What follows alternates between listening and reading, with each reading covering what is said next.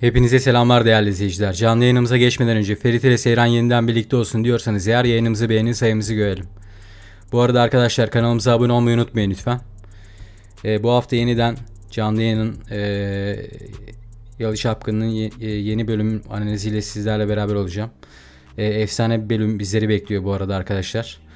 Biliyorsunuz ki Seyran Ferit'e bu bölümün sonunda hayır Ferit evlenme diyecek. Yani Diyar'la evlenmesini istemeyecek. Biliyorsunuz ki çoğu izleyicimiz Seyfer çiftinin yeniden bir araya gelmesini istiyorlar. Ve çoğu kişi bu yüzden senaristi suçlayarak diziyi daha fazla izlemeyeceğini söylemişti. Senaristin artık bu durumları göz önünde bulundurması gerektiğini düşünüyorum ben. Ve Seyfer çiftini artık bir araya getirmesi gerektiğini düşünüyorum. Arkadaşlar bu arada hepiniz yeniden hoş geldiniz. Kanalımıza destek olmak için abone olup canlı yayınımızı beğenmeyi unutmayın lütfen. Çok teşekkür ederim destekleriniz için.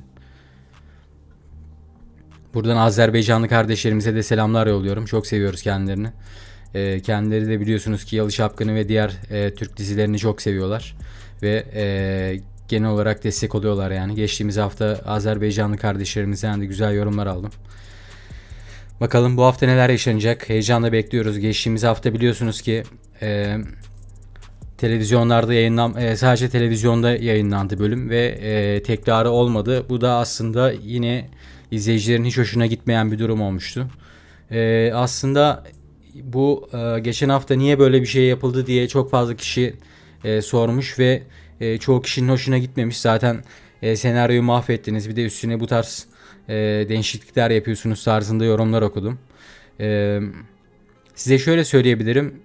Biliyorsunuz ki Cuma günü Yalı Çapkını'nın başka rakip dizileri de oluyor. Yani aynı anda başka dizilerde yayınlandığı için Yalı Çapkını belki de gerçekten eski reytinglerine kavuşamıyor olabilirdi. Çünkü izleyicilerin çoğu yaşanan bu olaylardan sonra diziden sıkılıp izlememeye başlayan büyük bir kitle olmuştu. Ve reytingleri yükseltmek için yapılmış olan bir hareket olduğunu düşünüyorum ben. Geçtiğimiz hafta biliyorsunuz ki bölüm yayınlamadılar. İnternet üzerinde hiçbir yerden ulaşım sağlanmadı. Sadece televizyondan yayınlayarak bütün herkesi işte televizyondan izlemeye yani reytingleri yükseltmek amaçlı yapılmış bir hamle olduğunu düşünüyorum ben. Geçtiğimiz hafta yapılan olayın. Yani başka da bir açıklaması yok açıkçası. Benim düşünceme göre o şekilde. Ama bu haftadan sonra aynı şekilde bölümler yayınlanmaya devam edecek ve izleyiciler internet üzerinden de bu haftadan sonra eskisi gibi bölümlere ulaşabilecekler. Geçtiğimiz hafta bu tekrarı olmayan bölümden sonra bu sorular çok sorulmuştu. Benim düşünceme göre sadece televizyonda verilmesinin tek sebebi reytingleri yükseltmek için yapılmış bir hareket olduğunu düşünüyorum ben. Çünkü biliyorsunuz ki yani yeni sezon başladıktan sonra izleyicilerin çoğu diziye ön yargılı bir şekilde izlemeye başladılar. Selam, hoş geldiniz. Canup Gözeli diye okunuyor sanırım adınız. Hoş geldiniz. Bu arada arkadaşlar kanalımıza abone olup canlı yayınımızı beğenmeyi unutmayın lütfen. Çok teşekkür ederim destekleriniz için. Buradan Azerbaycanlı kardeşlerime de tekrardan selamlar yolluyorum. Çok seviyoruz sizleri. Kendileri de biliyorsunuz ki Yalı Çapkını ve diğer Türk dizilerini çok severek izliyorlar.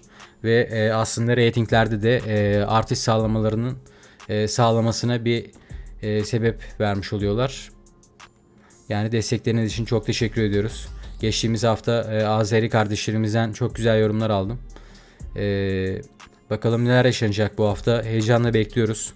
Biliyorsunuz ki geçtiğimiz haftanın sonunda belki izleyemeyenler vardır.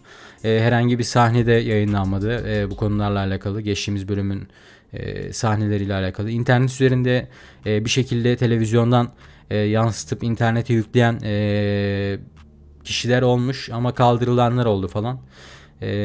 Belki izlemeyenler vardır. Geçtiğimiz hafta Seyran'la Sinan otel odasındayken yan odada da Diyar vardı. Ferit hatta Diyar'a evlilik teklif etmek için gitmişti ve Seyran'la karşılaşmışlardı. Bu durumu da tamamen Ayla Hanım tasarladı. Yani Sinan'ın annesi tasarladı ki Sinan'la Seyran ayrılsın, Ferit'le tekrar birlikte olsun diye çabalıyor kadın. Ayla Hanım'ı sevmeyen bir kitle var ama ben tam aksine, her ne kadar kötü bir karakter olmuş olsa da Sinan'ın annesi, ben o kadını sevdim açıkçası. Çünkü hem Sinan'la Seyran'ın birlikte olmasını istemiyorlar, hem de Ferit'le yeniden birlikte olması için çaba gösteriyor kadın. Bu durumda aslında izleyicilerin hoşuna gitmesi gerekiyor diye düşünüyorum ben. Arkadaşlar bu arada kanalımıza abone olup canlı yayınımızı beğenmeyi unutmayın lütfen. Çok teşekkür ederim destekleriniz için. Bu hafta biliyorsunuz ki Abidin gerçekleri öğrenecek ve Halis Korhan'ın babasını öldürttüğünü öğrenecek. Bu hafta olaylar çok karışacak. Yani 3. sezon başladığından beri böyle güzel, mutlu bir bölüm izleyemedik açıkçası. İzleyicilerin hoşuna gidecek bir bölüm henüz izleyemedik. Fakat bu bölümden sonra çok daha farklı sahneler bizleri bekliyor olacaktır. Abidin gerçekleri öğrenecek ve Korhanlara bir nevi savaş açacak. Konağı Yalı'yı ele geçirmeye çalışacak. Yani Halis Korhan'dan intikam almak isteyecek Abidin. Onun haricinde Sunan'ın söylediği yalanlar ortaya çıkmaya başladı yavaş yavaş ve belki bilmeyenleriniz vardır. Aslında Seyran ve Ferit'in ayrılmasının en büyük nedenlerinden birisi de Sunan'ın söylemiş olduğu yalanlardır. Belki bu durumu bilmeyenleriniz vardır. Ama bu yalanlar da aslında ortaya çıkacak. Söylemiş olduğu yalanlar da aslında Ferit'in onu ziyarete gelmediği, yani hastayken ona destek olmadığını zannediyor Seyran. Ama Ferit her seferinde Seyran'a destek olmak istedi. Fakat Suna Seyran'ı Ferit'ten uzak tutmaya çalıştı. Açıkçası bunu bir nebze de olsa başardı. Ama biliyorsunuz ki Seyfer çiftinin efsanevi aşkı yıkılmayacak. Ve bu aşk bu bölümden sonra yeniden alevlenmeye başlayacaktır arkadaşlar. Bu arada kanalımıza abone olup canlı yayınımızı beğenmeyi unutmayın lütfen. Çok teşekkür ederim destekleriniz için. Sizler neler düşünüyorsunuz? Geçtiğimiz bölümü biliyorsunuz ki herkes izleyemedi. Sonuç olarak televizyonu izleyemiyor herkes ve çalışanlar oluyor ya da eve gelen hani işi bittikten sonra eve geç gelen insanlar oluyor. Eve geldiğinde izliyorlar. Çoğu kişi geçtiğimiz bölümü izleyemediği için çok şikayetçi oldular. Zaten senaryodan büyük şikayetçilerdi ve üzerine bölümle alakalı da problem yaşayınca izleyiciler aslında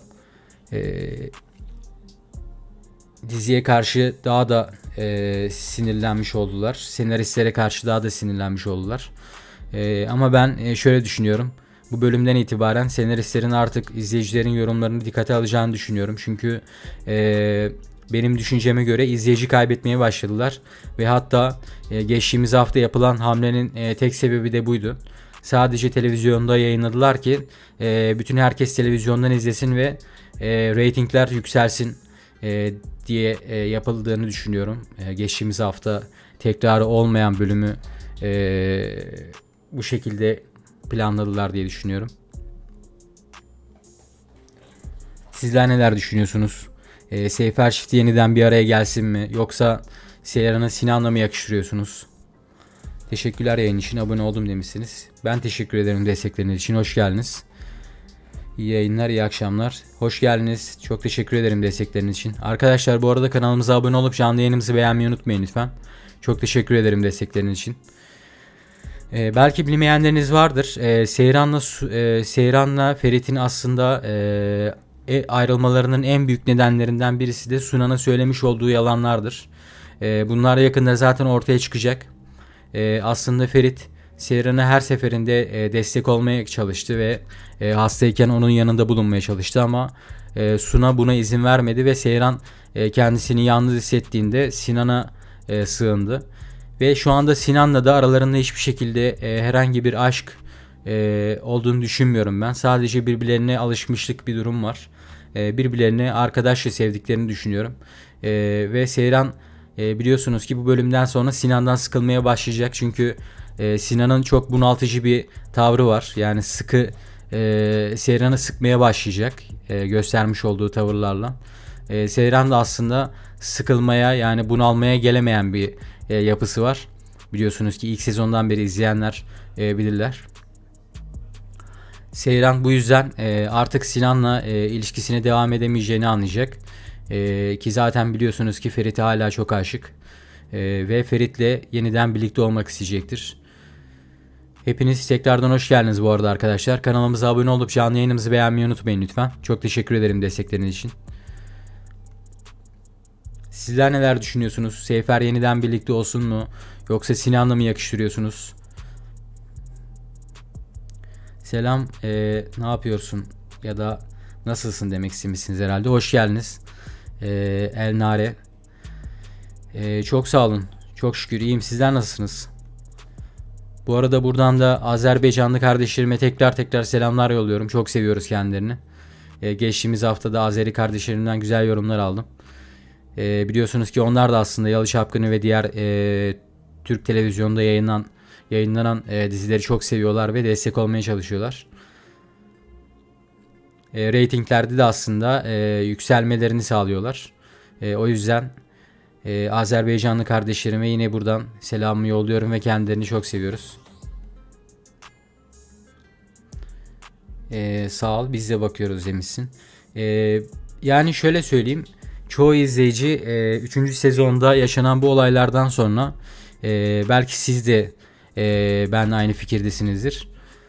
Çoğu izleyici 3. sezonda yaşanan bu olaylardan sonra diziden soğuyup daha fazla izlemeyeceğini söylemişti ve biliyorsunuz ki çok fazla izleyici diziyi bıraktı. İzlemek istemediğini söyleyip yorumlarda diziyi bırakan çok fazla insan oldu. Senariste çok fazla sinirlenen izleyiciler oldu. Ama size şöyle söyleyeyim, maksimum 1-2 bölüm içerisinde Seyfer çifti yeniden bir araya gelecektir ve izleyicilerin istediği kıvamda sahneler bizleri bekliyor olacaktır diye düşünüyorum. Yani diziyi bırakmanızı önermiyorum açıkçası. Çünkü sizlerin istediği gibi sahneler yakında bizleri bekliyor olacak. Biliyorsunuz ki 3. sezon çok farklı başladı. Yani 2. sezonun final bölümünde çok Seyran'ın bayılmasıyla biten bölüm bir anda 3. sezonda tam tersine dönmüş olunca senaryo, izleyicilerin tabii ki bu sahneler hiç hoşuna gitmedi ama 1-2 bölüm içerisinde Seyfer çifti yeniden bir araya gelecektir ve izleyiciler için de çok güzel sahneler ortaya çıkacaktır diye düşünüyorum. Sizi çok izliyoruz. Azerbaycan'dan size selam yolluyoruz demişsiniz. Bizden de selamlar olsun Azerbaycan'a. Sizleri çok seviyoruz gerçekten. Her konuda Türkiye'ye destek oluyorsunuz. Biz de sizlere tabii ki. Hem dizi konusunda hem de Azerbaycanlı, aslında benim kendi kanalımda da Azerbaycanlı kardeşlerim sağ olsunlar, bana çok destek oluyorlar. Bayağı Azeri abonem var diyebilirim yani. Sizlere buradan tekrardan selam yolluyorum ve çok seviyoruz sizleri. Sizler neler düşünüyorsunuz bu arada? Seyfer yeniden bir araya gelsin mi, yoksa Sinan'la Seyran beraber olsun mu diyorsunuz? Çünkü Sinan'la Seyran'ı da yakıştıran bir kitle var. Az da olsa ikisini bir arada görmek isteyen bir kitle mevcut. Hepiniz bu arada hoş geldiniz arkadaşlar. Kanalımıza abone olup canlı yayınımızı beğenmeyi unutmayın lütfen. Çok teşekkür ederim destekleriniz için. Şu telefonumu alayım, hemen geliyorum.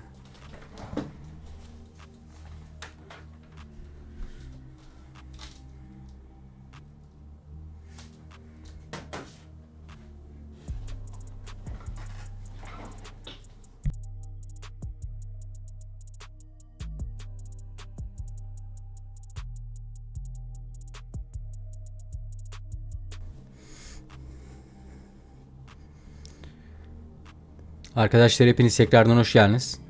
Kanalımıza abone olup canlı yayınımızı beğenmeyi unutmayın lütfen. Çok teşekkür ederim destekleriniz için. Beraber olsunlar çok istiyorum demişsiniz. Size kesinlikle katılıyorum. Artık Seyfer çiftini artık bir arada görmek istiyoruz. Çünkü izleyicilerin çoğu bu konudan şikayetçi durumdalar.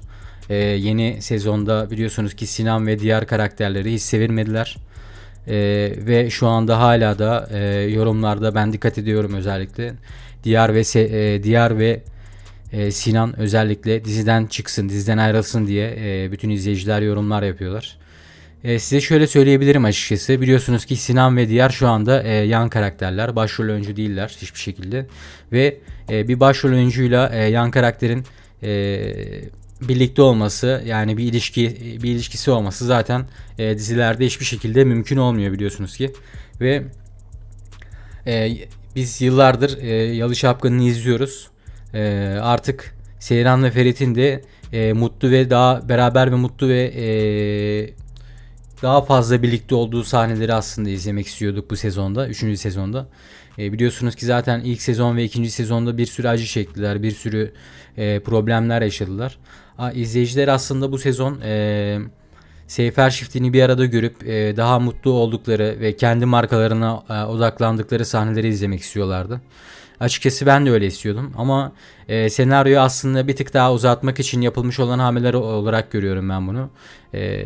Yani bir 5-10 bölümlük uzatmak için yapılan hamleler olarak görüyorum ben bunları ve Sinan'la Diyar bence yakında Seyran'ın ve Ferit'in bu efsanevi aşkına zaten karşı koyamayacaklarını anladıklarında ise aradan çekileceklerdir diye düşünüyorum.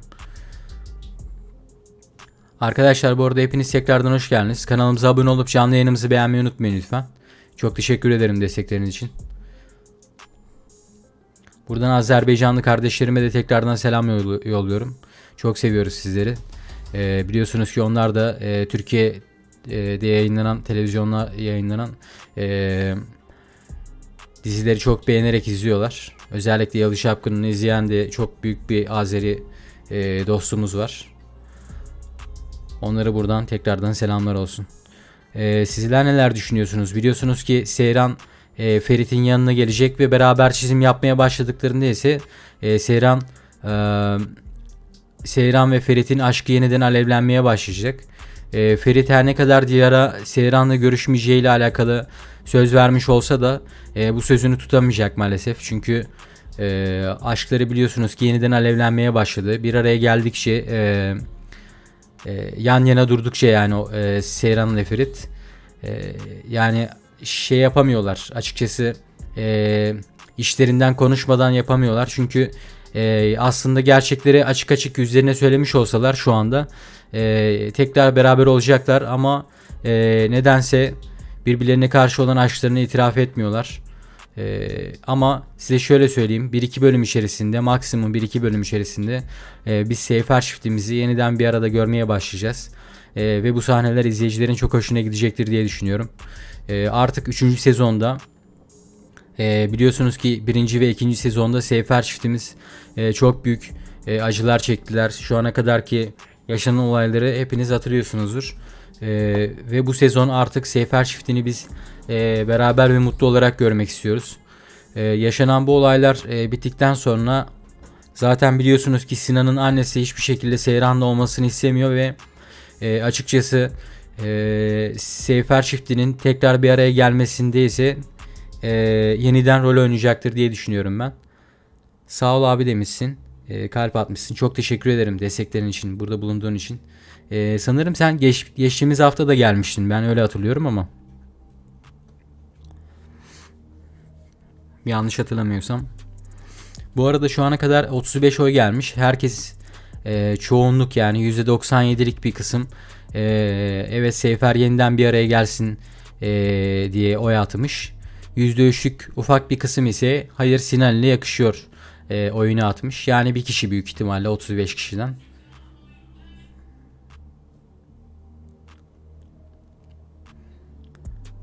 Evet düz diyorsunuz. Sizi izliyorum. Çok teşekkür ederim destekleriniz için. Beklerim. Genelde cuma günleri ben yayın açıyorum. Çok teşekkür ederim destekleriniz için. Cuma günleri de yayınlarımı beklerim. Arkadaşlar bu arada kanalımıza abone olup canlı yayınımızı beğenmeyi unutmayın lütfen. Çok teşekkür ederim destekleriniz için. Şu ana kadar burada bulunduğunuz için.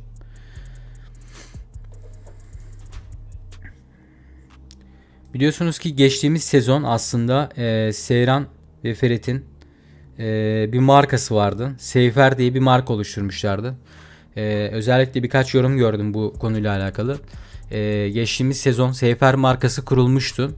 Dizi içerisinde kuruldu hatta. Hani beraber çizimler yaparak orada Halis Korhan markasından değil de direkt Seyfer çifti, ikisi marka kurmuşlardı. Belki hatırlıyorsunuzdur. Hatırlamayanlar varsa açıklayayım. İkisi beraber, hatta Ferit Seyran'a sürpriz yapmıştı. Seyfer diye bir marka oluşturmuşlardı. Ben açıkçası bu sezon, yani 3. sezonda Seyran ile Ferit'in bu markaya odaklandıklarını, beraber daha fazla mutlu oldukları sahneleri izlemek isterdim. Hatta belki çocukları da olabilirdi.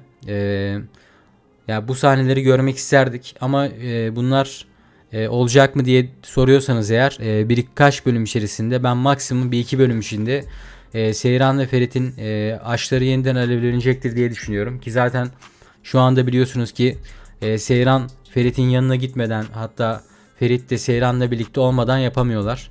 Ve hatta bu bölümün sonunda Seyran Ferit'e diyecek ki evlenme Ferit diyecek. Yani bu konuda da aslında izleyiciler çok sevinecektir diye düşünüyorum ben. Şöyle hemen şuradan bir ayar çekeceğim. Hepiniz tekrardan hoş geldiniz bu arada arkadaşlar.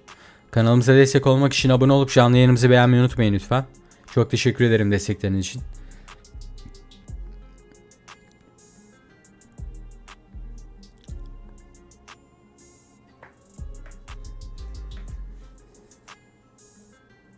Şu ana kadar toplamda 41 oy gelmiş. 41 oyun 41 oyun %98'lik büyük bir kısmı Seyfer çiftini yeniden bir arada görmek istiyorlar. %95 oldu hatta şu anda. Çünkü bir kişi daha sanırım Sinan'la yakışıyor oyu attı. Çoğu kişi Sinan'la Seyran'ı yakıştırmıyorlar. Hatta çoğu izleyici Diyar ve Sinan'ın diziden ayrılmasını istiyor. Ama azınlık da olsa, az da bir kitle olmuş olsa Seyran'la Sinan'ı yakıştıran bir kitle mevcut yani. Beraber olmasını isteyenler de mevcut. Ama maalesef ki böyle bir şey olmayacak. Hiçbir şekilde olamaz. Çünkü Sinan başrol bir oyuncu değil. Onun haricinde yan karakter bir oyuncuyla başrol oyuncunun dizilerde biliyorsunuz ki ben bayağıdır dizi izleyen birisiyim. Ve herhangi bir başrol oyuncuyla yan karakter oyuncunun bir arada olduğunu hiçbir zaman görmedim. Bunlar sadece gelip geçici olaylar. Yani senaristin planları tamamen şu anda diziyi bir 5-10 bölüm daha uzatmak. Yani olan bütün olay bu. Ve izleyicilerin çoğu şu anda yorumlara ben diziyi bırakacağım, daha fazla izlemeyeceğim tarzında yorumlar okudum. Ama ben sizin gibi düşünmüyorum açıkçası. Ben izlemeye devam ediyorum ve izlemenizi de öneriyorum. Çünkü sizin istediğiniz sahneler birkaç bölüm içerisinde başlayacak. Ve aslında senaryoyu da hiç kaçırmamış olursunuz diyorum. Arkadaşlar hepiniz tekrardan hoş geldiniz bu arada. Kanalımıza destek olmak için abone olup canlı yayınımızı beğenmeyi unutmayın lütfen. Çok teşekkür ederim destekleriniz için. Şu ana kadar burada bulunduğunuz için. Toplamda 50 oy gelmiş. %96'lık kısım Seyfer çiftinin yeniden bir arada olmasını istiyorlar. %4'lük ufak bir kısım ise Sinan'la Seyran'ı bir arada görmek istiyorlar ve ayrılmasını istemiyorlar. Açıkçası ben Sinan'la Seyran'ı hiçbir şekilde yakıştırmıyorum. Çoğu izleyici de zaten Diyar ve Sinan'ın diziden ayrılmasını istiyorlar bir an önce. Diziden ayrılacaklarını sanmıyorum ama bence Seyran ve Ferit'in bu efsanevi aşkına karşı gelemeyeceklerini anladıklarında ise aradan çekileceklerdir. Hatta ben Diyar ve Sinan'ın birlikte olacağını düşünüyorum ilerleyen bölümlerde. Çünkü bir iki bölüm içinde Seyran ve Ferit tekrar birlikte olacaklar. Bu aşka karşı gelemeyecekler. Ve büyük ihtimalle Diyar'la Sinan da intikam alma çabalarına girecekler ve bu durumda da birlikte olacaklarını düşünüyorum. Ama size şöyle söyleyebilirim. Benim öngörüşüme göre maksimum 1-2 bölüm içerisinde Seyfer çiftimizi yeniden bir arada görmeye başlayacağız. Güzel sahneler bizleri bekliyor olacak diye düşünüyorum. Bütün izleyiciler 3. sezona ilk bölümü yayınlandığında bir şok etkisi yaşadılar tabii ki. Aslında bu yüzden çoğu kişi kötü yorum yapıyor ve daha fazla izlemeyeceğini söylüyor. Ama size şöyle söyleyeyim. Aslında haklısınız çünkü 2. sezonun sezon finali öyle bir sahneli bitti ki 3. sezon bir anda tam tersi bir senaryo ile başladı ve bu durumda izleyicilerin hiç hoşuna gitmedi. Aslında bu konuda tamamen haklı bütün izleyiciler. Senaristi de suçlamakta haklılar. Ama ben size şöyle söyleyeyim. Büyük ihtimalle senarist bu izleyici yorumlarını artık göz önüne alarak hareket edecektir diye düşünüyorum ben. Çünkü biliyorsunuz ki dizi izleyici kaybetmeye başladı ve eskisi kadar ilgi görmemeye başladı.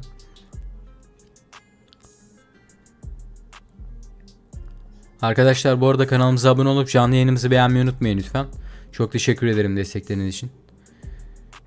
Ali Mehmet Yaman hoş geldin. Selam birader demişsin. Aleykümselam, hoş geldin.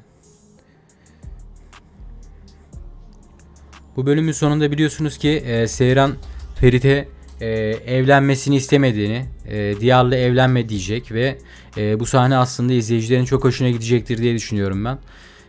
Çünkü biliyorsunuz ki artık Seyfer çiftinin bir arada olduğu sahneleri izlemek istiyor izleyiciler ve aslında yan karakterlerden ve senaryoyu uzatma çabalarından sıkılmış durumda bütün izleyiciler.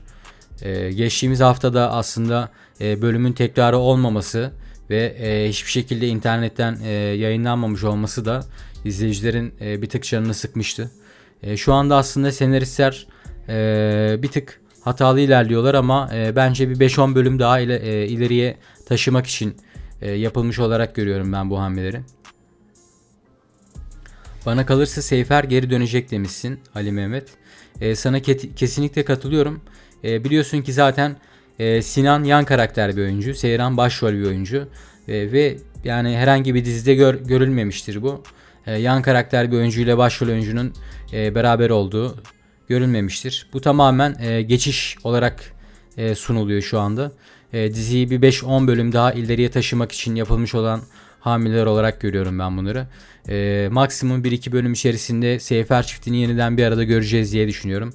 Ve bütün izleyiciler için de harika sahneler ortaya çıkacak. Çünkü ben 3. sezonda açıkçası Ferit ile Seyran'ın daha mutlu ve markalarına odaklandıkları sahneleri, yani daha böyle olgunlaşmış şekilde, çünkü biliyorsunuz dizi ilk başladığında daha çok küçüklerdi ve aslında gerçek hayatta da o kadar büyük değil yani yaşları. Hatta Ferit benle aynı yaşta. Daha olgunlaşmış ve 3. sezonda bu iki çifti, Seyfer çiftini markalarına odaklanmış, evliliklerine odaklanmış bir şekilde görmek isterdim. Ve bütün izleyiciler de bu şekilde isterdi. Fakat senarist senaryoyu tamamen öbür tarafa çevirmiş. Yani tam tersine çevirmiş olarak karşılaşınca izleyiciler bir tık tabii ki hoşuna gitmedi izleyicilerin. Dila Yaylacı hoş geldin. Diziyi izlemeyecek miyiz bugün? Açıkçası ben şu anda diziyi komple ekrana yayınlayamam ama direkt kendi internet sitelerine ulaşarak full bölümü şu an izleyebilirsin. Hatta şu anda başlamıştır. Genelde saat 9'u 10 geçe 15 geçe yeni bölüm başlıyor. 9'da başlıyor genelde. Şu anda internet sitesine ulaşarak yani kendi ana internet sitesine girmen lazım. Oradan canlı halde izleyebilirsin. Biri Sinan'ın kafasına sıksa da kurtulsak. Ya size şöyle söyleyeyim. Sinan'ın ve Diyar'ın hiçbir şekilde ben öleceğini düşünmüyorum. Çünkü o olaylar biraz daha geçtiğimiz sezonlarda kaldı. Problem yaşarsak teşekkür ederim demişsin. Rica ederim, hiç sorun değil. Problemler olursa, bu tarz mevzular, silahlı çatapat muhabbetleri olursa Abidin tarafından olacak. Biliyorsunuz ki Abidin zaten bu bölüm Korhanlardan olduğunu öğreniyor ve Halis Korhan'ın da babasını öldürdüğünü öğrenecek. Aslında bu durumlar da aydınlandığında çok daha heyecanlı sahneler bizleri bekliyor olacak diye düşünüyorum ben. Arkadaşlar bu arada hepiniz kanalımıza hoş geldiniz. Kanala abone olup canlı yayınımızı beğenmeyi unutmayın lütfen. Çok teşekkür ederim destekleriniz için. Şu ana kadar burada bulunduğunuz için. Buradan Azerbaycanlı kardeşlerime de tekrardan selamlar yolluyorum. Kendilerini çok seviyoruz. Yani Sinan ve Diyar'ın diziden çıkmasını isteyen, yani diziden ayrılsın Sinan ve Diyar'ı izlemek istemiyoruz diyen çok büyük bir kitle var aslında. Ama ben diziden çıkacaklarını düşünmüyorum. Hatta ilerleyen bölümlerde Diyar'la Sinan'ın birlikte olacağını düşünüyorum ben. Çünkü birkaç bölüm içerisinde Seyfer çifti yeniden birlikte olacaklar. Ve Sinan intikam almak isteyecek. Bu intikamı alırken de Diyar'la birlikte olacağını düşünüyorum. Beraber birbirlerine destek olacaklarını düşünüyorum. Kafamda böyle bir düşünce var. Olur mu olmaz mı? Net değil ama bu olabilir gibi duruyor. Onun haricinde belki bilmeyenleriniz vardır. Aslında Seyran ve Ferit'in ayrılmalarının en büyük nedenlerinden birisi ise Sunan'ın söylemiş olduğu yalanlar. Sunan'ın söylediği yalanlar sonucunda Seyfer çiftimiz ayrıldılar ve bu gerçekler de birkaç bölüm içerisinde ortaya çıkacak ve Sunan'a yaptıkları için çok pişman olacaktır diye düşünüyorum ben. Yaptıklarının da bedelini ağır bir şekilde ödeyecek açıkçası. Çünkü yalanları yavaş yavaş ortaya dökülmeye başladı ve hatta bu bölüm biliyorsunuz ki Abidin gerçekleri öğrenecek. Yani Korhanlardan olduğunu öğrenecek.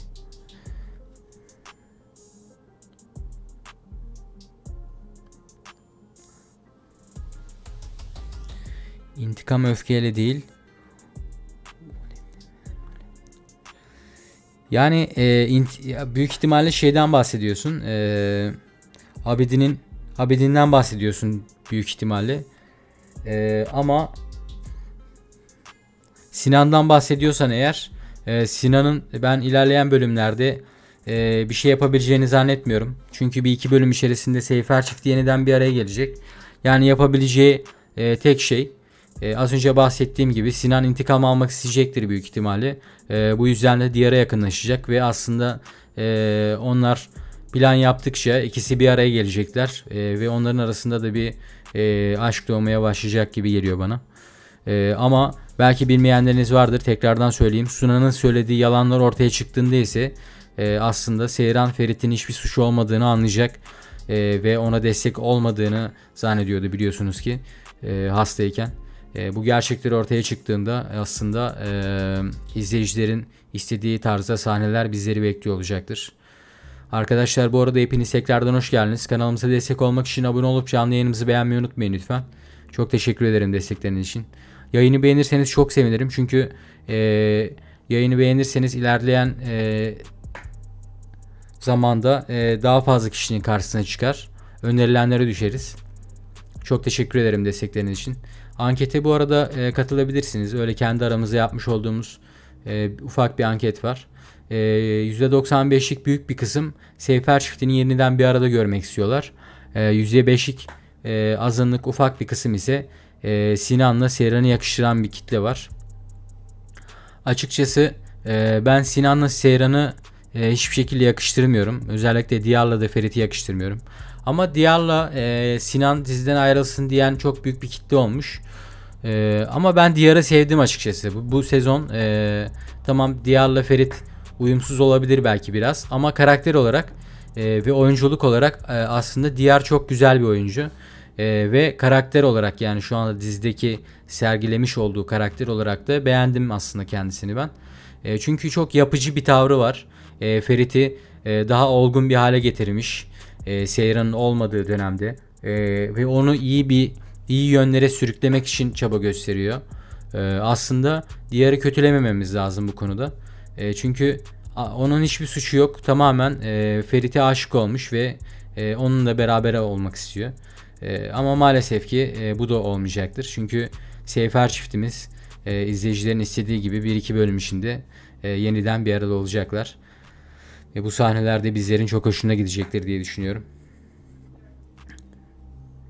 Arkadaşlar bu arada hepiniz tekrardan hoş geldiniz. Kanalımıza destek olmak için abone olup canlı yayınımızı beğenmeyi unutmayın lütfen. Çok teşekkür ederim destekleriniz için. Şu ana kadar burada bulunduğunuz için.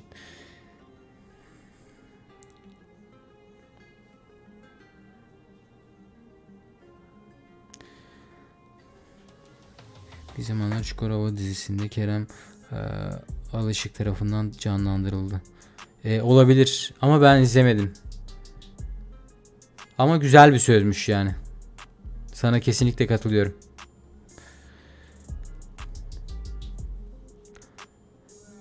Bir zamanlar Çukurova. O dizi de çok fazla izleniyordu. 2 yıl önce falandı herhalde. Hatta daha mı fazla? 2-3 yıl önce falan yayınlanıyordu sanırım. Ve çok fazla izleniyordu hatırladığım kadarıyla.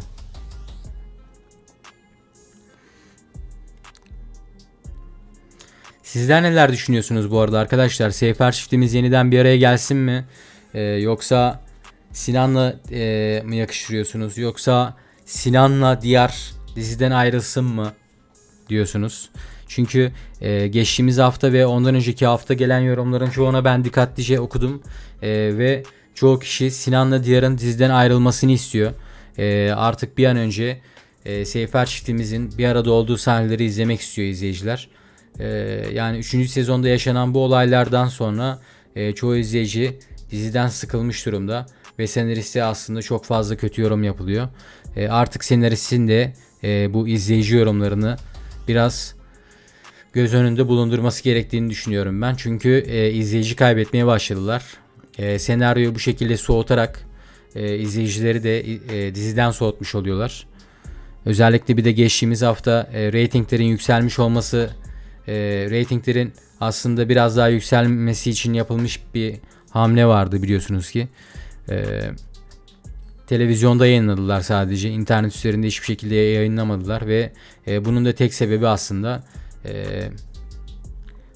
şudur. Yani reytinglerde yükselme yaşamak için yapıldığını düşünüyorum ben.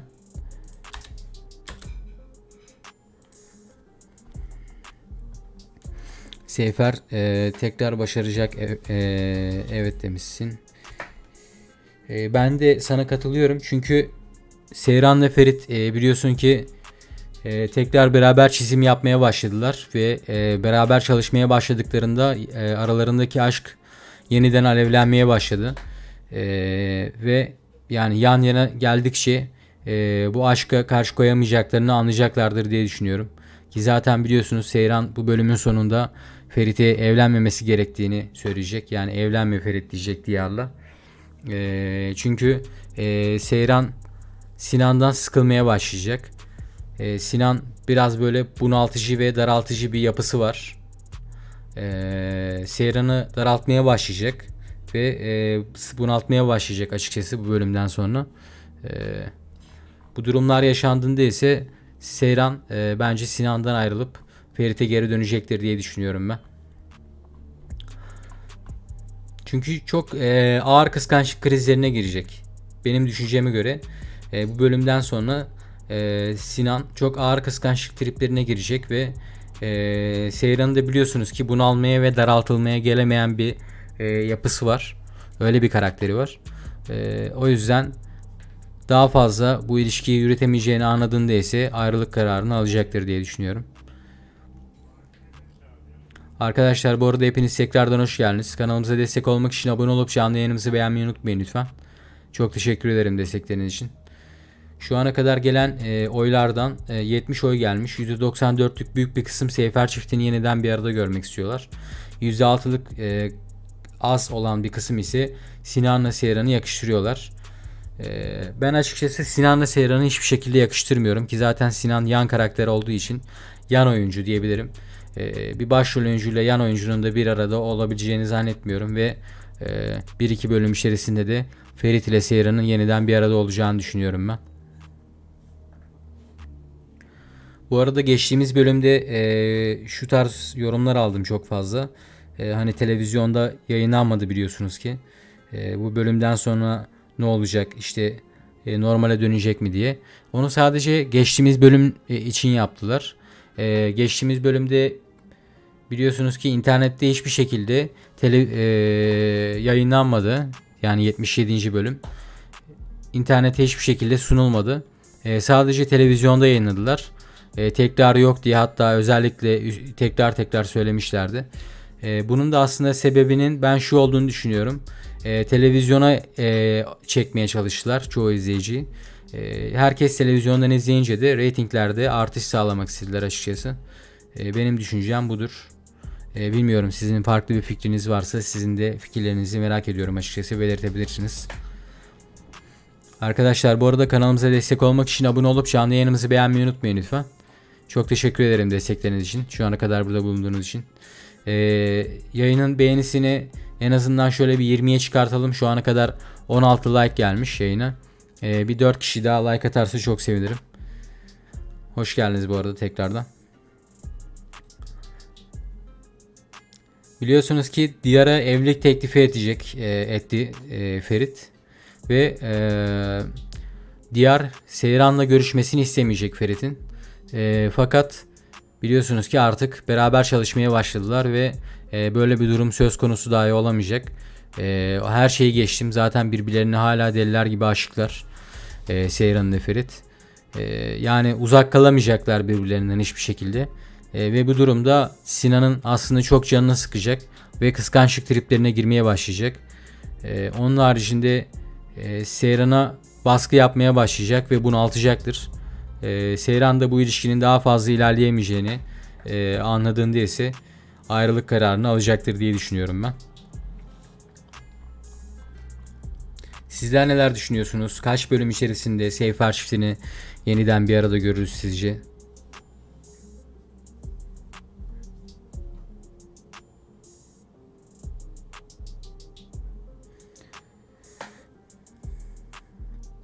Mesajı geri çektin ama herhangi bir kanaldan bir bilgi almışsın sanırım. İstenme merasiminde geri gelecek demişsin. Ya Halis Ağa biliyorsunuz ki ölmedi. Yani öldü diyenler olmuş. Bazı öldü diyen kitle tarzında mesajlar gördüm. Ama şu anda yurt dışında iş seyahatinde olarak gösteriyorlar. Biliyorsunuz ki zaten bayağı yaşı vardı yani Halis Ağa'nın. Eski bir oyuncu kendisi. Efsane de bir oyuncudur. Yani ölmedi. Şu anda yurt dışında iş gezisinde olarak düşünüyorlar. Harbi adı ne senin demişsin? Cem benim adım. Genelde Cemo derler. O yüzden kanalımın adı da Cemo. Da senin mesajları sen yolluyorsun. Sen mi çekiyorsun geri bilmiyorum ama ben silmiyorum yani. Haberin olsun. Mesaj atıyorsun sonradan geri gidiyor. Bilmiyorum neden olduğunu. Arkadaşlar bu arada tekrardan hepiniz hoş geldiniz. Kanalımıza abone olup canlı yayınımızı beğenmeyi unutmayın lütfen. Çok teşekkür ederim destekleriniz için. Şu ana kadar burada bulunduğunuz için.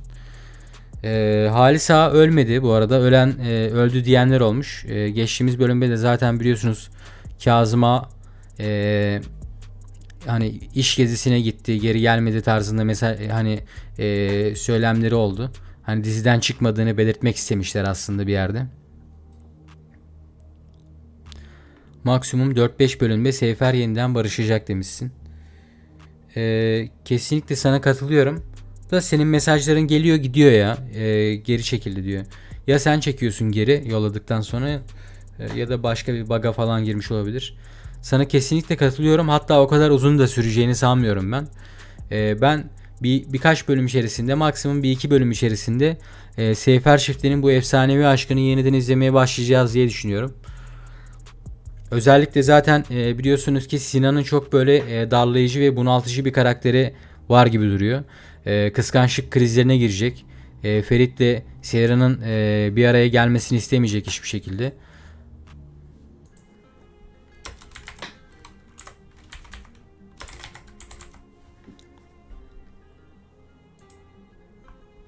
Ve aslında Seyran'ın da bu olaylar hiç hoşuna gitmediği için bu ilişkinin de daha fazla ilerleyemeyeceğini anladığında ayrılık kararını alacaktır diye düşünüyorum. Diyar'la Sinan'ın diziden çıkmasını isteyen çok büyük bir kitle var. Diziden çıkmayacaklardır. İlerleyen bölümlerde Seyfer çiftimiz yeniden bir araya geldiğinde Sinan'la Diyar'ın ben birlikte olacaklarını düşünüyorum. Bu ikiliyi bir arada göreceğiz diye düşünüyorum. Onun haricinde bu bölümün sonunda biliyorsunuz ki Seyran Ferit'i evlenme diyecek. Diyar'la birlikte olma, evlenmeni istemiyorum tarzında cümleler kuracak ve bu sahnelerde izleyicilerin çok hoşuna gidecektir diye düşünüyorum. Bakalım neler yaşanacak. Heyecanla bekliyoruz. Çünkü geçtiğimiz bölümü çoğu kişi izleyemedi. Şu anda internet üzerinde araştırırsanız belki bulabilirsiniz arkadaşlar. Nereden bulabiliriz diye soran çok fazla kişi oldu çünkü geçtiğimiz hafta. İnternet üzerinde araştırırsanız belki bulabilirsiniz. Bazı internet siteleri kendi sitesinde bölümün tamamını paylaşmışlar. Araştırırsanız belki bulabilirsiniz. İzleyemedik diyenler oldu çünkü geçen haftayı. İzleyemediyseniz de eğer, geçen haftanın son sahnesi biliyorsunuz ki Ferit'in Diyar'a evlilik teklifi etmesiyle bitecekti. Ama Ayla Hanım, yani Sinan'ın annesi, Seyran'ın olduğu odaya yönlendirdi Ferit'i. Ve Ferit'le yeniden bir araya gelmesini istiyor. Ben de senin düşündüğünü düşünüyorum demişsin. Ayla Hanım'ın olayını bitireyim hemen. Ayla Hanım biliyorsunuz ki bazı izleyiciler tarafından sevilmemiş ama açıkçası ben Ayla Hanım'ın karakterini beğendim. Çünkü dizide çok farklı bir rol oynuyor şu anda. Seyran'ın ve Ferit'in hatta bir araya gelmesini, tekrardan birlikte olmalarını istediği için özellikle ben Ayla Hanım'ın karakterini çok beğendim. Yani Sinan'la hiçbir şekilde yakıştıramıyor. Tamam, böyle üstten falan konuşuyor. Hani Seyran'ı oğluna yakıştıramıyor. Oraları ben de beğenmedim. Size katılıyorum ama sonucuna bakıyorum işin. Sonuç olarak Seyfer çiftini bir araya getirmeye çalışıyor yeniden. O yüzden aile karakterini ben aslında bu sezon için beğendim diyebilirim. Ki zaten bunlar yan karakterler biliyorsunuz ki Sinan, Diyar, Ayla falan, bunların hepsi yan karakter. Biliyorsunuz ki bu sezon izleyicilerin izlemek istediği en güzel sahneler, en fazla izlemek istedikleri sahneler Seyfer çiftinin beraber ve mutlu olduğu sahnelerdir.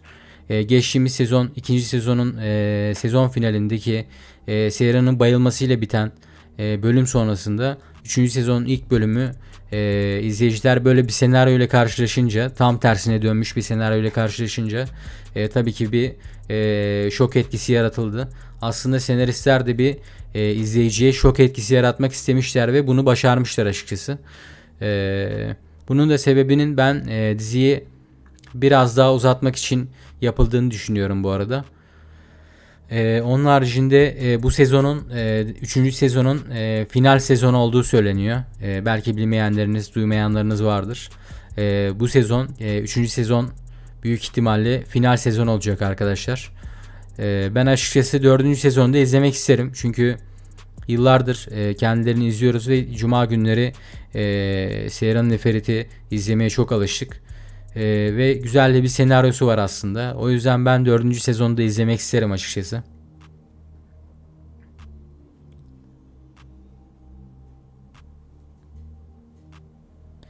Cem kardeş, ben sana mesajımı neden geri çektiğimi söyleyeyim. Trollenmesin diye mesajımı geri çektim. Yo, seni kimse trolleyemez ki yani burada. Ayrıca sen mantıklı şeyler yazıyorsun. Kendi düşüncelerini belirtiyorsun yani şu anda. Onun haricinde birinin seni trollemeye ya da dalgaya almaya çalışacağını sanmıyorum. O yüzden hani bu konuyla alakalı herhangi bir çekincen olmasın. Boş ver. İnsanların ne diyeceğini kafana takma diyorum ben. Arkadaşlar, bu arada kanalımıza abone olup canlı yayınımızı beğenmeyi unutmayın lütfen. Çok teşekkür ederim destekleriniz için. Şu ana kadar toplamda 85 oy gelmiş. %95'lik büyük bir kısım. Evet, Seyfer yeniden bir arada olsun diyenler. %5'lik ufak bir kısım ise Seyran ve Sinan'ı yakıştıran bir kitle de mevcut. Ama çoğu izleyici Diyar'la Sinan'ın bir an önce diziden çıkmasını ve Seyfer çiftinin yeniden bir araya gelmesini istiyorlar. Diyar'la Sinan diziden ayrılmazlar uzun bir süre ama yakında Seyran'ın ve Ferit'in bu efsanevi aşkına karşı koyamayacaklarını anladıklarında ise aradan çekileceklerdir diye düşünüyorum ben. Ya bu olaylar da maksimum 1-2 bölüm içerisinde yaşanacak. Çünkü Seyran biliyorsunuz ki Ferit'le bu bölüm çok derin konuşmalar yapacak ve Diyar'la evlenme diyecek. Ve bu sahnelerde izleyicilerin çok hoşuna gidecektir diye düşünüyorum ben. Sizler neler düşünüyorsunuz bu arada? Seyfer çiftinin yeniden bir arada olmasını istiyor musunuz? Yoksa Sinan'la mı yakıştırıyorsunuz? Hatta ben şu şekilde düşünüyorum. Bir iki bölüm içerisinde Seyran ve Ferit tekrardan beraber olduğunda Sinan çok sinirlenecek ve intikam almak isteyecek. Bu yüzden de Diyar'la birlikte olacak diye düşünüyorum. Böyle bir fikrim var benim. İlerleyen bölümlerde yani Diyar ile Sinan'ı bir arada göreceğiz gibi geliyor bana. Arkadaşlar, bu arada hepiniz tekrardan hoş geldiniz. Kanalımıza destek olmak için abone olup canlı yayınımızı beğenmeyi unutmayın lütfen. Çok teşekkür ederim destekleriniz için. Yayınımızı beğenirseniz çok sevinirim. Like'ı biraz daha yükseltirsek çok tatlı olur. Önerilenlere düşelim. Çok sağ olun destekleriniz için. Buradan da tekrardan Azerbaycanlı kardeşlerime selamlar yolluyorum. Kendilerini de çok severek çok seviyoruz. Kendileri de biliyorsunuz ki Türkiye'de yayınlanan, televizyonda yayınlanan dizileri çok severek izliyorlar, takip ediyorlar. Buradan onlara da tekrardan selamlar olsun.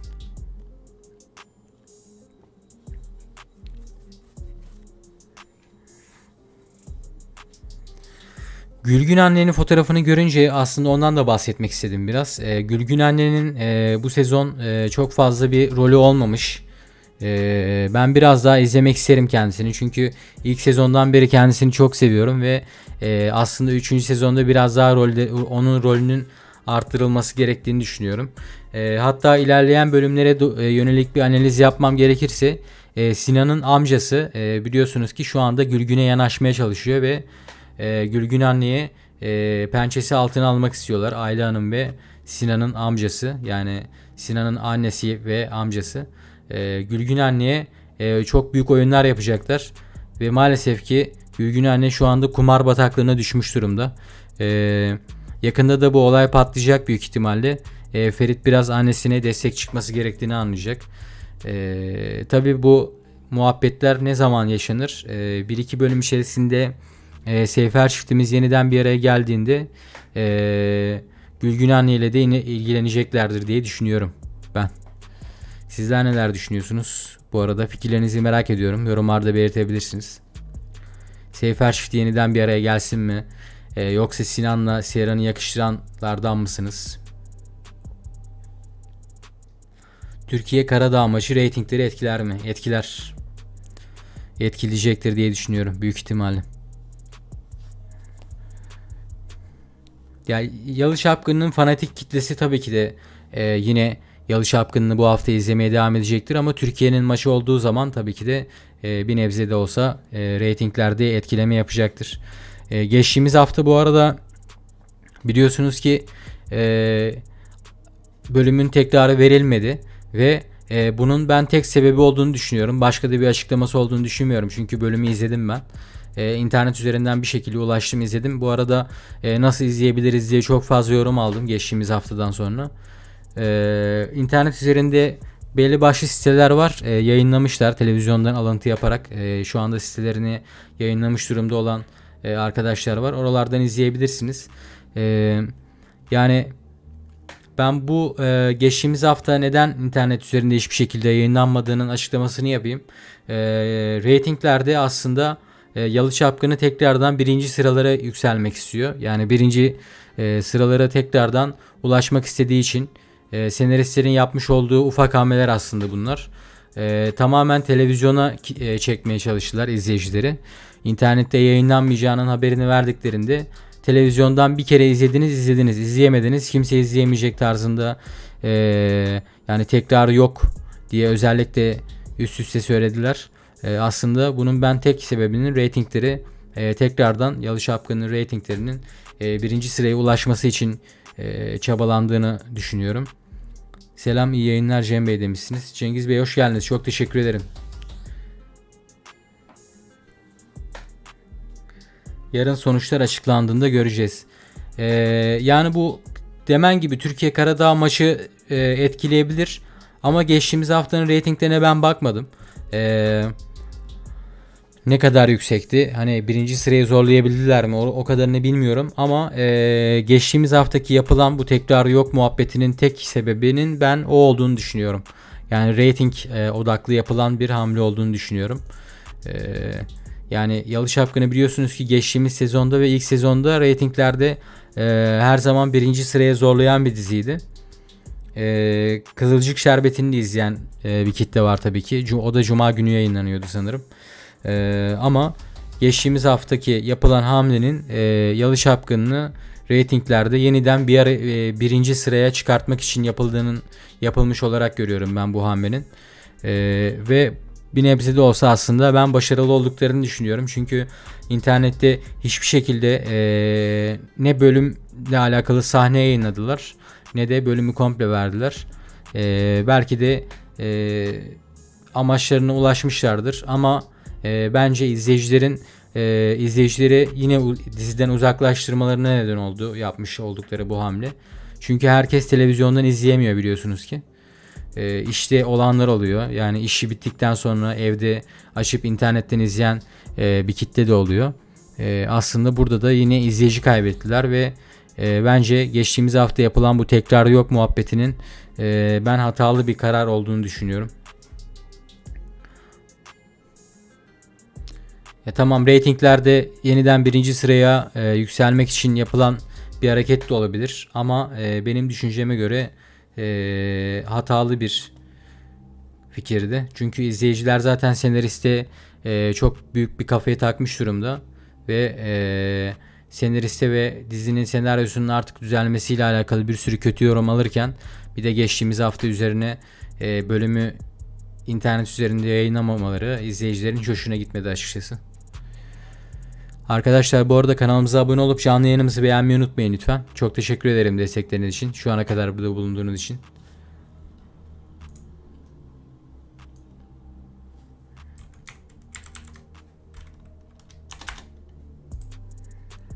Sizler neler düşünüyorsunuz bu arada arkadaşlar? Geçtiğimiz bölümü belki izleyemeyenleriniz olmuştur. O konuyla da alakalı şu açıklamayı yapayım.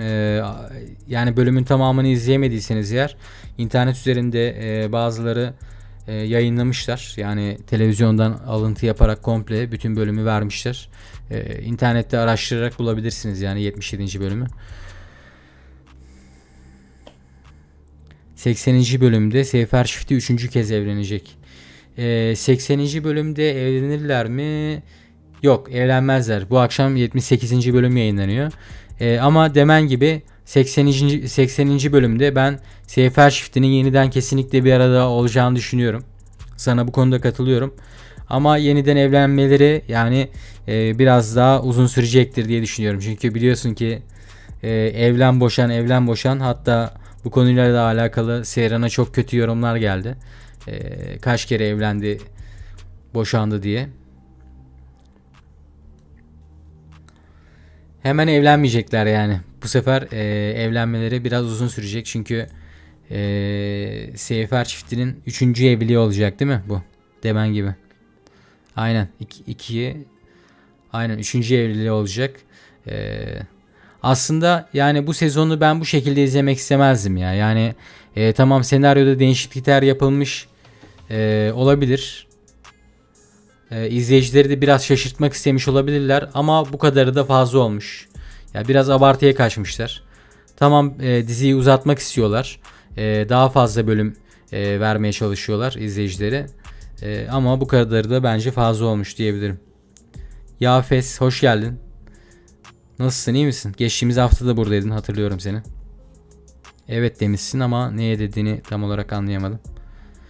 Bu arada arkadaşlar hepiniz tekrardan hoş geldiniz. Kanalımıza abone olup canlı yayınımızı beğenmeyi unutmayın lütfen.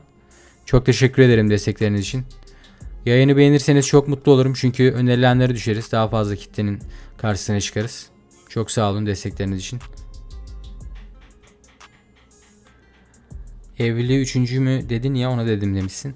Ha evet, aynen 3. evlilikleri olacaklar ya. Hesabıma göre, benim de sonradan hesapladım.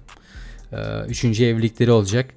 Yani biraz tabi izleyiciler tarafından Seyran ve Ferit bu konuyla alakalı biraz kötü yorum aldılar ama olabilir yani. 3. evlilikleri olabilir yani. Sonuç olarak gerçek hayatta da yaşanan bir durum bu. Hatta 5 kere de boşanıp tekrar evlenen çiftler duydum yani ben.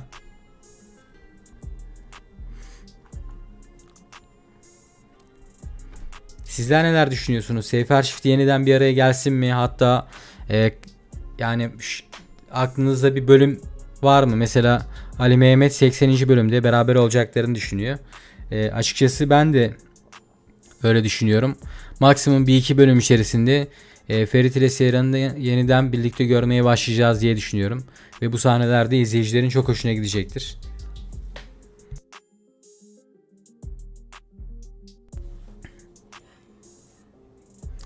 Az önce annemden spoiler yedim. Şu an izliyor mu kendisi televizyonda?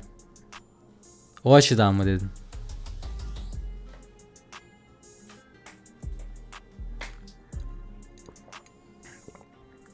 Bence 80'i geçer demişsin. Ben öyle düşünmüyorum ya açıkçası. Ben maksimum 2-3 bölüm içerisinde Ferit ile Seyran'ı yeniden birlikte göreceğiz diye düşünüyorum.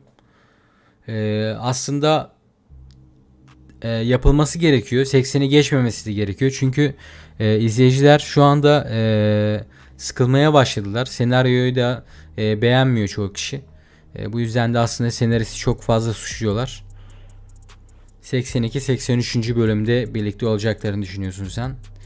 Olabilir yani ama maksimum birkaç bölüm içerisinde yeniden bir arada göreceğimize ben eminim. Çünkü Sinan'la Seyran hiçbir şekilde olamazlar. Biliyorsunuz ki bir yan karakter oyuncuyla başrol oyuncunun hiçbir şekilde birlikte olduğu görünmemiştir yani herhangi bir dizide. Olsa bile sadece geçiş, diziyi uzatmak için yapılmış olan hamlelerdir.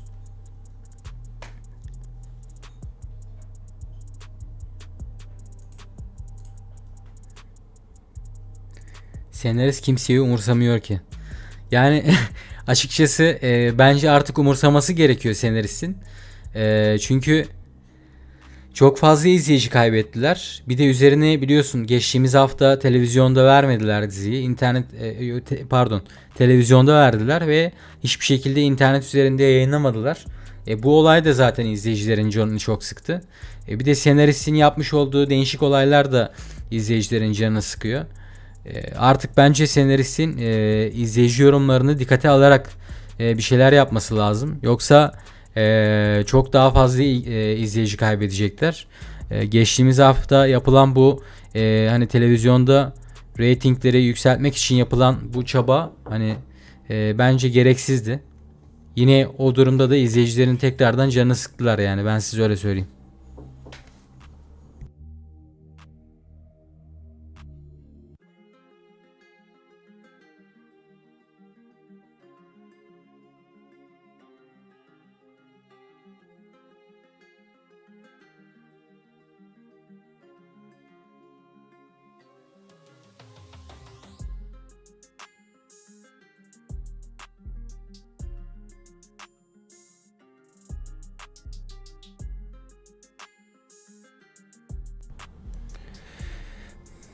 Geçen bölüm yayınlandı. İzledim. VPN'le izledim demişsin. VPN'le direkt YouTube hesaplarından, YouTube kanalından mı izledin yoksa internet herhangi bir internet sitesinde mi izledin? Bazıları kendi internet sitelerinde yayınlamışlar. Ben de o şekilde ulaştım açıkçası. YouTube'dan izledim demişsin. Ali Mehmet sana benden akıllısın yazmış. VPN'le aynen aslında biliyorum o muhabbeti. Türkiye'de kapatılıyor. Bazı başka dizilerde de oluyor o muhabbet. VPN'le bağlandığın zaman Türkiye'den hatta şöyle yazıyor. Bölüme giremiyorsun. Girince de linkini bulsam bile şu anda bulunduğunuz bölgeden erişim sağlanamıyor tarzında bir şey yazıyor. VPN'i açıp girdiğinde ise aynı linke diziye ulaşabiliyorsun. Doğru. Arkadaşlar bu arada hepiniz tekrardan hoş geldiniz. Kanalımıza destek olmak için abone olup canlı yayınımızı beğenmeyi unutmayın lütfen. Çok teşekkür ederim destekleriniz için.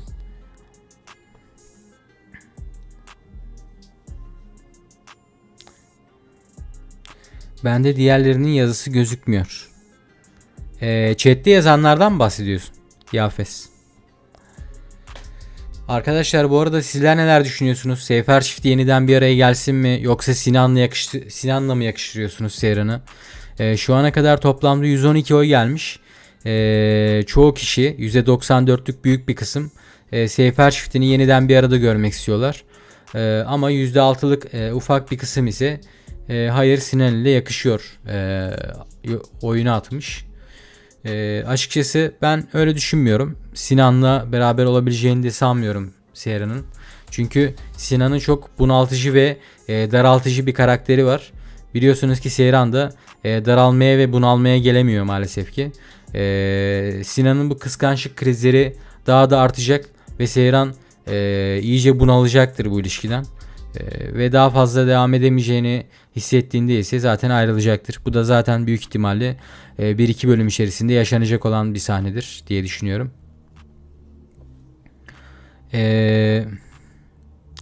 Mehmet yazıyor sonra siliniyor bende. O yazıyor kendisi siliyor. Ben dedim aslında ona yani silmene gerek yok diye de. Birileri beni troller işte yazdıklarımı okur troller diye siliyorum yazdı. Yani burada niye seni trollesinler? Kim trolleyebilir? Ya da başkalarının ne düşündüğünü umursama dedim. Ama yine de yazıyor sonradan siliyor. Onu bilmiyorum. Mesajı yollayıp sağ taraftan 3 tane tık var ya. Mesajı geri çekiyor işte. Yani sen de VPN'le girip izlemeyi biliyorsun. Yolladığın mesajı geri alamıyorsun kankam. O biraz garip oldu yani. Hepiniz tekrardan hoş geldiniz bu arada arkadaşlar. Kanalımıza destek olmak için abone olup canlı yayınımızı beğenmeyi unutmayın lütfen. Çok teşekkür ederim destekleriniz için. Like atmayı özellikle unutmayın. Önerilenleri düşelim. Daha fazla kitleye ulaşalım. Çok teşekkürler destekleriniz için.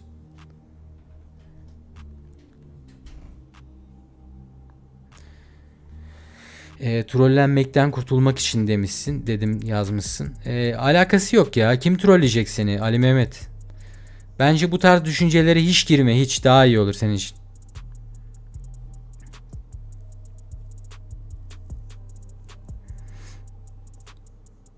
Asgar hoş geldin. Bu arada arkadaşlar buradan Azerbaycanlı dostlarımıza da kardeşlerimize de tekrardan selamlar olsun. Azerbaycanlı kardeşlerimizi de çok seviyoruz. Onlar da geçtiğimiz hafta çok güzel yorumlar yaptılar. Biliyorsunuz ki onlar da Türk televizyonlarında yayınlanan vizyonda olan dizileri çok beğenerek izliyorlar. Aslında reytinglerin de artmasına vesile oluyorlar bu şekilde. Yani sizlerin de desteklerinizi çok görüyoruz. Çok teşekkür ederiz destekleriniz için. Buradan Azerbaycan'a da tekrar selamlar olsun. Çok seviyoruz kendilerini. Bu arada arkadaşlar kanalımıza abone olup canlı yayınımızı beğenmeyi unutmayın lütfen. Çok teşekkürler destekleriniz için. Üstüne bastım o şekilde kaldırır diyormuş. Ya yazıyı kaldırabiliyorsun, geri alabiliyorsun da yani Ali Mehmet'in ben ne yaptığını tam olarak anlayamadım. Ya trollenmemek için geri çekiyorum dedi ama gerek yok, kaldırmana gerek yok yani yazıları. Kalsın boşver. Şu ana kadar toplamda 115 oy gelmiş bu arada. 115 oydan çoğu kişi Seyfer çiftini yeniden bir arada görmek istiyor. Yani %94'lük büyük bir kısım Seyfer çifti yeniden bir araya gelsin istiyor. %6'lık ufak bir kısım ise Sinan'la Seyran'ı yakıştırıyorlar. Çok az da olsa Sinan'la Seyran'ı yakıştıran bazı izleyicilerimiz mevcut. Ama ben açıkçası Seyfer çiftini çok daha fazla yakıştırıyorum ve Sinan zaten biliyorsunuz ki yan karakter yani yan oyuncu. Bir başrol oyuncuyla da yan karakterin beraber olabileceğini hiçbir şekilde düşünmüyorum. Oy verenler bir de beğense demişsin. Aynen öyle, sana çok katılıyorum ya. Kesinlikle katılıyorum yazdığını. Yani aslında like atmış olsalar önerilenlere düşeriz. Daha fazla kişinin karşısına çıkar yayınımız. Daha tatlı olur yani. Çok teşekkür ederim destekleriniz için, yine de burada bulunduğunuz için. Sizler neler düşünüyorsunuz? Açıkçası ben Seyfer çiftinin maksimum 1-2 bölüm içerisinde yeniden bir araya geleceğini düşünüyorum. Sizler neler düşünüyorsunuz? Kaç bölüm sonra tekrar beraber olurlar? Biliyorsunuz ki Seyfer çiftimizin bu 3. evliliği olacak. Hemen evlenmeyeceklerdir diye düşünüyorum ben bu arada. Barışsalar bile evlilikleri biraz daha sonra olacak. Uzun süre sonra olacak yani.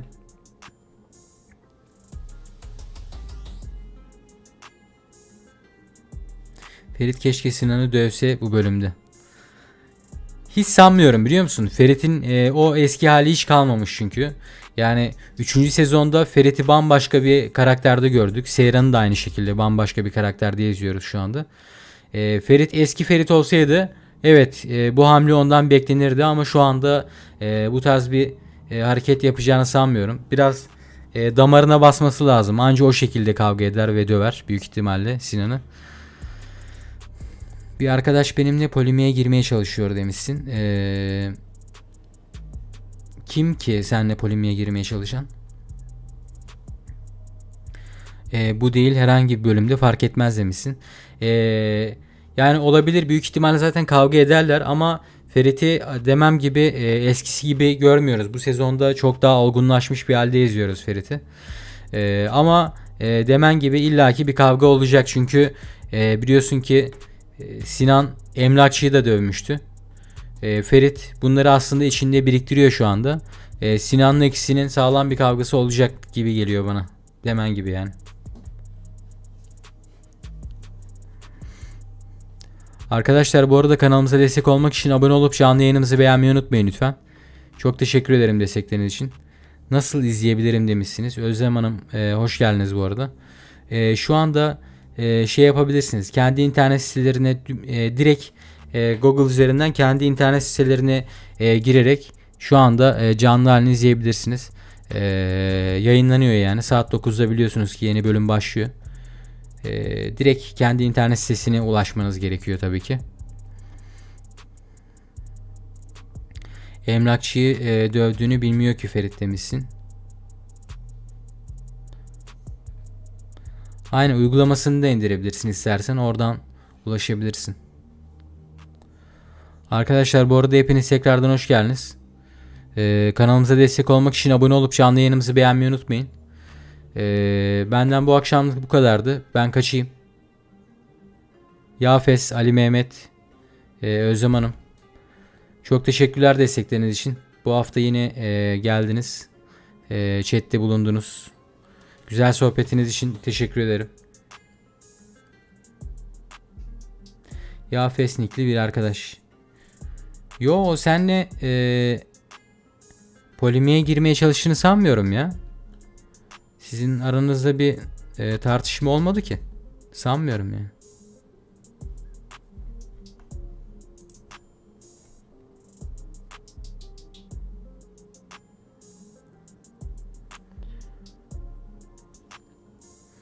Yo sen kötü bir şey yazmamışsın. Ben tekrardan baktım da belki Ali Mehmet yanlış anlamış olabilir yazdığın bir şeyi. Onunla alakalı olabilir.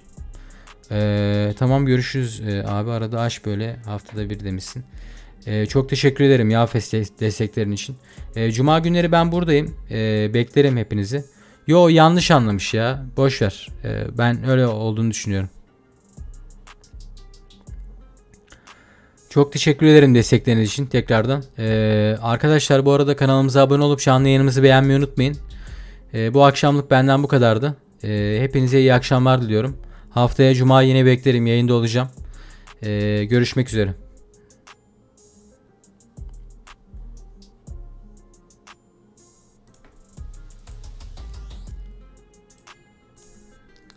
Tam kapatacaktım. Özür dilerim yazmışsın Ali Mehmet.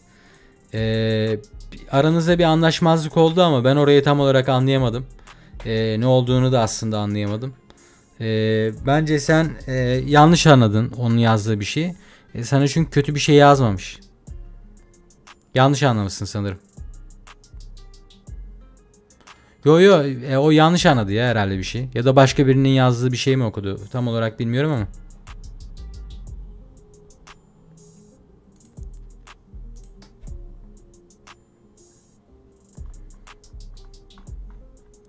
Neyse haftaya yine beklerim arkadaşlar yayınıma. Dikkat edin kendinize.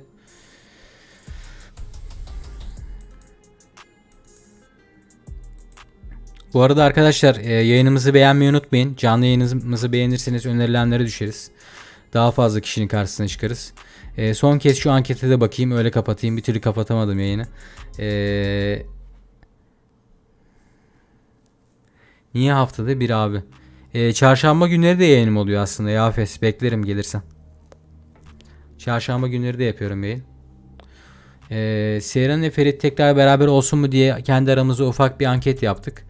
Evet Seyfer çifti yeniden birlikte olsun diye %95'lik kısım yani çoğunluk olan kısım %95'lik evet oyu atmış. %5'lik olan kısım ise Sinan'la beraber olmasını isteyen kısım hayır oyu atmış.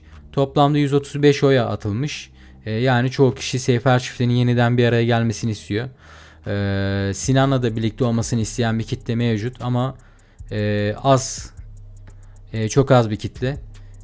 Bakalım neler yaşanacak. Bu bölümde efsane geçecek diye düşünüyorum arkadaşlar. Fark etmedim hiç. Çarşamba günleri açıyorum. Gelirsen beklerim. Discord vardı. Kullanıyordum.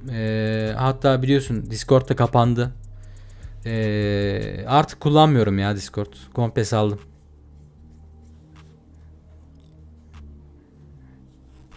Türkiye'de erişim engeli geldi ya Discord'un.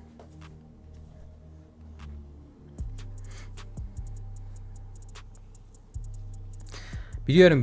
DNS ayarı ya da VPN ile giriliyor yine de. Gerek yok ya. Ben komple saldım Discord'u falan.